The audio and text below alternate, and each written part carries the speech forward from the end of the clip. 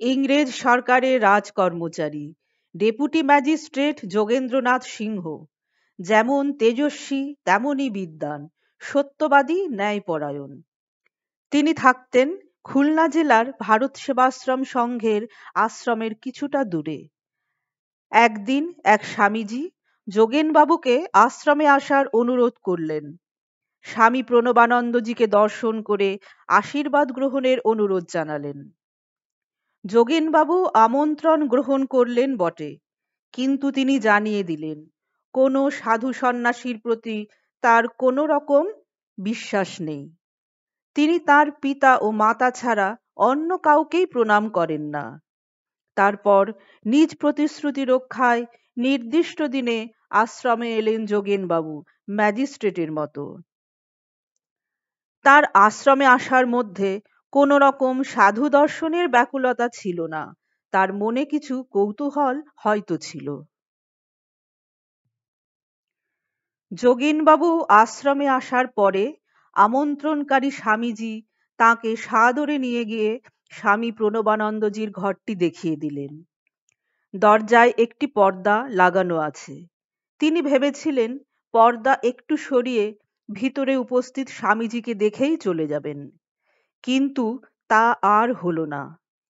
তিনি পর্দার এপার থেকেই মহাপুরুষকে দেখে যেন চমকে উঠলেন।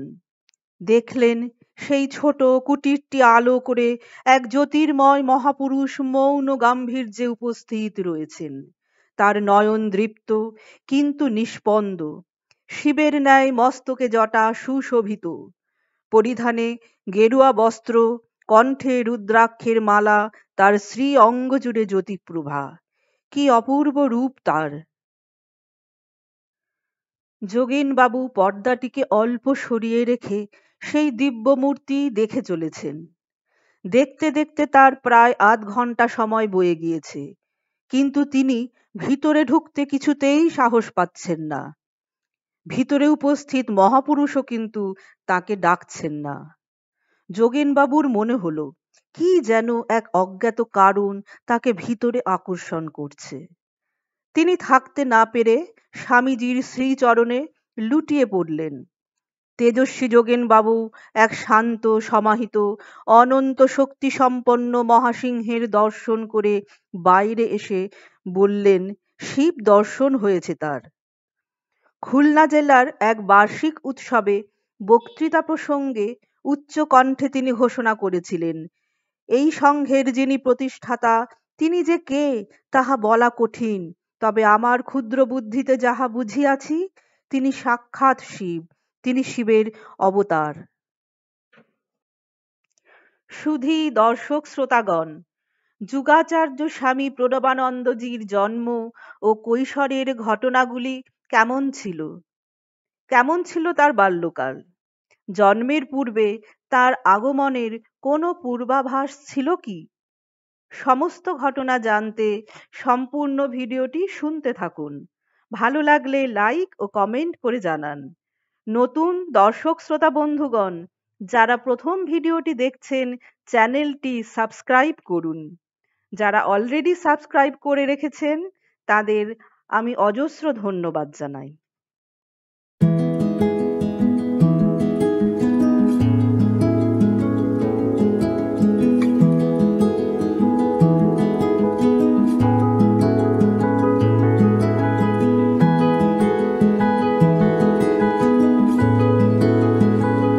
স্বামী প্রণবানন্দজির জন্ম ইংরাজি 1896 খ্রিস্টাব্দের 29 জানুয়ারি বুধবার, বাংলা 1302 সনের 16ই মাঘ, শ্রী শ্রী মাঘী পূর্ণিমার মহাপুণ্যতিথি। তার জন্মস্থান বর্তমান বাংলাদেশের অন্তর্গত ফরিদপুর জেলার মাদারীপুর মহকুমার বাজিতপুর গ্রামের ভূঁইয়া পরিবারে। পিতা বিষ্ণুচরণ দাস, মাতা ছিলেন সারদা দেবী। ভূঁইয়া অর্থাৎ জমিদার। তারা প্রভূত সম্পদ, ঐশ্বর্য ও যশের অধিকারী ছিলেন। বিষ্ণুচরণ দাস দেশের সাধারণ গরিব মানুষের উপর জমিদারের অত্যাচার দেখে ব্যথিত হয়ে পড়েন। সহ্য করতে না পেরে প্রতিবাদও করেন। একসময় নিজের বন্ধুস্থানীয় জমিদার রাজকুমার মজুমদারের বিরুদ্ধে তিনি মামলা করেছিলেন। সারা দেশে এত শোষণ ও অত্যাচারের চিত্র দেখে তিনি একসময় অস্থির হয়ে পড়েন এবং মনে মনে প্রতিকারের পথ খুঁজতে থাকেন।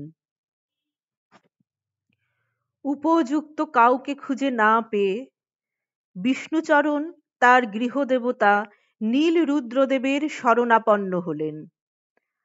আকুল হয়ে প্রার্থনা জানালেন তার গৃহদেবতার কাছে।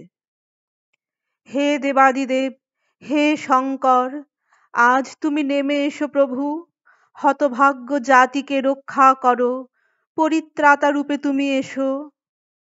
একটি বছর অনাহারে অনিদ্রায় ভূঁইয়া দম্পতি তপস্যা করে চলেন নিরন্তর। শেষ পর্যন্ত ভক্তের আকুল আহ্বানে সাড়া দিলেন ভগবান আশুতোষ। বিষ্ণুচরণকে বর দিলেন, পুত্ররূপে এসে আমি তোমার প্রার্থনা পূর্ণ করব। স্বপ্নে সারদা দেবী দেখলেন উজ্জ্বল কিরীটধারী জ্যোতির্মণ্ডিত ভগবান দেবাদিদেব মহাদেব পুত্ররূপে তার কোল আলো করে এসেছেন। যথাসময়ে ভগবানের আবির্ভাব হলো তাদের গৃহে পুত্ররূপে।